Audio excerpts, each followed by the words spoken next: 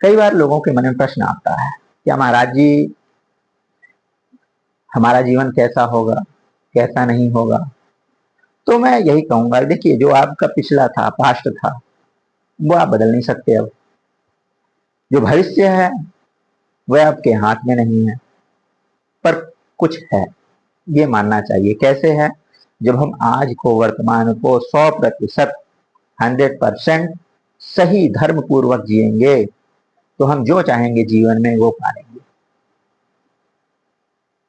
हमारे पास शक्तियां सब हैं, हम अधर्म के रास्ते पर भी जा सकते हैं, धर्म के रास्ते पर भी जा सकते हैं। हम बड़े बड़े अपराधी भी बन सकते हैं और बड़े संत, बड़े महात्मा, तपस्वी, सिद्ध पुरुष भी बन सकते हैं। इसलिए चुनना हमें है कि करना हमें क्या है। जब हम संत बनते हैं तो हमारे निकट सारी शक्तियां आ जाती हैं और हमें सफल बनाती हैं। लेकिन जब हम वैज्ञानिक रूप से ना मान करके जीवन को मन मर्जी मानते हैं, तब हमें असफलता ही असफलता मिलने लगती है।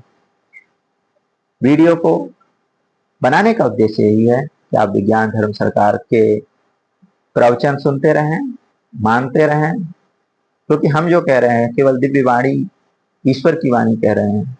शास्त्रों में जो वर्णित है वह कह रहे हैं। ईश्वर जो हमसे प्रेरणा दे रहा है, हमारे गुरु जी के आशीर्वाद से जो प्रेरणाएं मिल रही हैं, वह सब ईश्वर द्वारा दी जा रही हैं। अगर आप उसे मानेंगे, समझेंगे, जानेंगे और अपने कर्म में उसको धारण करेंगे, कर्म जो भी करेंगे वह वैज्ञानिक रूप से हम सोच करके चलेंगे, तभी हम कोई भी कार्य जीवन में सफल कर पाएंगे।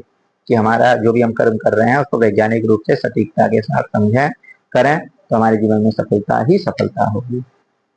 इसलिए हमें अपने जीवन को पूर्णतः वैज्ञानिक मानना चाहिए कि हम जहां भी हैं, जैसे भी हैं, केवल ईश्वर द्वारा ही हैं, ईश्वर द्वारा कराए गए हैं। क्योंकि समस्त शक्तियां संसार में, जितनी भी प्रकृति शक्ति हो, दैवी शक्ति हो, कोई भी शक्ति हो, सब भगवान के ही अधीन है।